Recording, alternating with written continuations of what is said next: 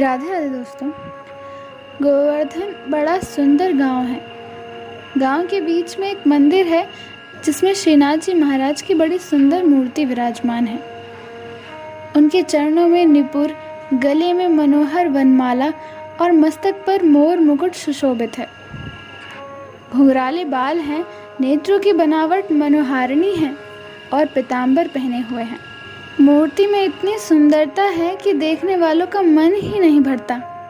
मंदिर के पास ही एक गरीब ब्राह्मण का घर है। ब्राह्मण था गरीब, परंतु उसका हृदय भगवान के रंग में रंगा हुआ था। ब्राह्मणी भी अपने पति और पति के परमात्मा के प्रेम में रत थी। उसका स्वभाव बड़ा ही सरल और मिलनसार था। कभी भी किसी ने उसके मुख से कड़ा शब्द नहीं सुना। पिता माता के अनुसार पुत्र का स्वभाव हुआ था। इसी न्याय से ब्राह्मण दाम्पत्य का पुत्र गोविंद भी बड़े सुंदर स्वभाव का बालक था। उसकी उम्र 10 वर्ष की थी।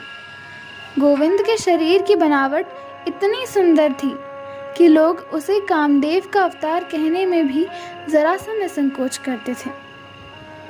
गोविंद गांव के बाहर अपने साथी सदानंद और रामदास के साथ खेल रहा था। एक दिन खेलते खेलते संध्या हो गई। गोविंद घर लौट रहा था तो उसने मंदिर की आरती का शब्द सुना। शंख, घंटा, घड़ियाल और झांझर की आवाज़ सुनकर गोविंद की भी मंदिर में जाकर तमाशा देखने की इच्छा हुई और उसी क्षण वो दौड़कर श्रीनाथ जी के मंदिर की आरती देखने के लिए मंदिर चला गया। श्रीनाथ जी के दर्शन कर बालक का मन उन्हीं में रम गया। गोविंद इस बात को समझ नहीं सका कि यह कोई पाषाण की मूर्ति है। उसने प्रत्यक्ष देखा कि एक जीता जागता मनोहर बालक खड़ा मुस्कुरा रहा है। गोविंद श्रीनाथ जी की मधुर मुस्कुराहट पर मोहित हो गया। उसने सोचा, यदि ये बालक मेरा मित्र बन जाए और मेरे साथ खेले तो बड़ा आनंद हो। इतने में आरती समाप्त हो गई। लोग अपने अपने घर चले गए। एक गोविंद रह गया जो मंदिर के बाहर अंधेरे में खड़ा श्रीनाथ जी की बाट देख रहा था। गोविंद ने जब चारों ओर देखकर ये जान लिया कि कहीं कोई नहीं है, तब उसने किवाड़ के छेद से अंदर की ओर झांककर अकेले खड़े हुए श्रीनाथ जी को हृदय की बड़ी गहरी आवाज से गदकण हो प्रेम पूर्वक पुकार कर कहा, नाथ जी भैया, क्या तुम मेरे साथ नहीं खेलोगे? मेरा मन तुम्हारे साथ खेलने के लिए बहुत छटपटा रहा है। भैया आओ, देखो कैसी चांदनी रात है। चलो दोनों मिलकर मैदान में गुल्ली डंडा खेलें। मैं सच कहता हूँ भाई, तुमसे कभी झगड़ा या मारपीट नहीं करूँगा। सरल हृदय बालक के अनंत कर्ण पर आरती के समय जो भाव पड़ा, उससे वह उन्मत्त हो गया। परमात्मा के मधुर और अनंत प्रेम की अमृतमयी मलय वायु से गोविंद प्रेम मग्न होकर मंदिर के अंदर खड़े हुए उस भक्त प्राण धन गोविंद को रो रो कर पुकारने लगा। बालक के अश्रुसिक्त शब्दों ने बड़ा काम किया। भक्त के प्रेम वेश ने भगवान को खींच लिया। गोविंद ने सुना मानो अंदर से आवाज आती है, भाई चलो चलो, आता हूँ, हम दोनों खेलेंगे। सरल बालक का मधुर प्रेम भगवान को बहुत शीघ्र खींचता है। बालक ध्रुव के लिए चतुर्भुजधारी होकर वन में जाना पड़ा। भक्त प्रहलाद के लिए अनोखा नरसिंह भेष बनाना पड़ा और व्रज बालकों के साथ तो आप गौ चराते हुए वन वन घूमे।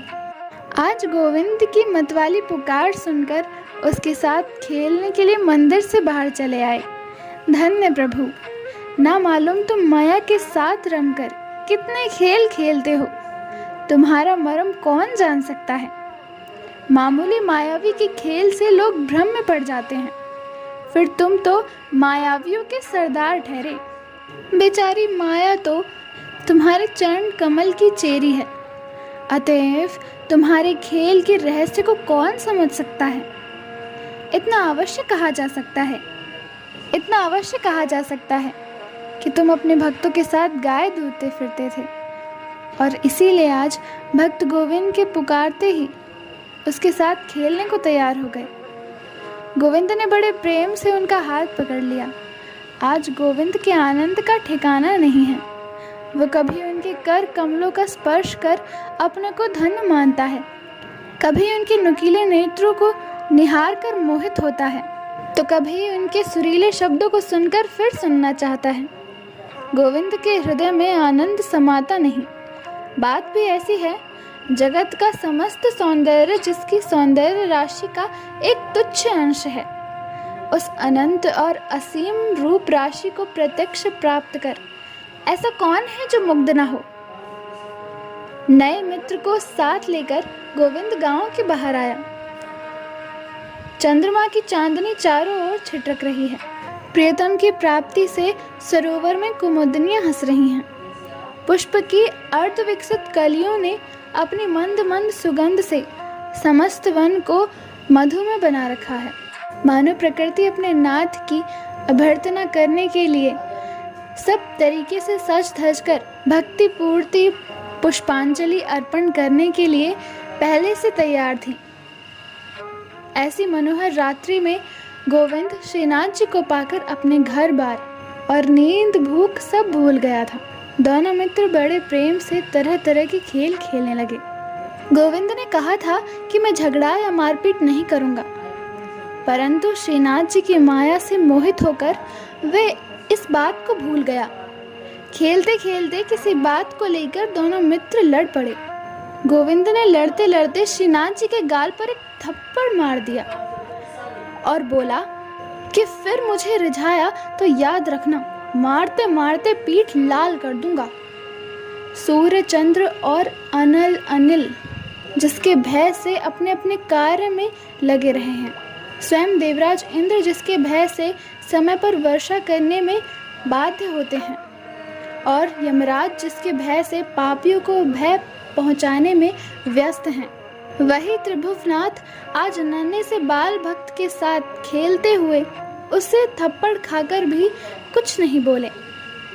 धन्य है गोवर्धन धारी, धन्य है।